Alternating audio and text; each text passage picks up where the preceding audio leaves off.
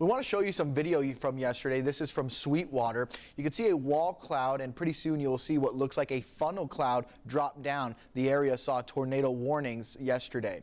Here's video from a viewer in Powell. This shows their view of the storm looking towards Anderson County. You can see flashes of lightning brighten up the sky every few seconds.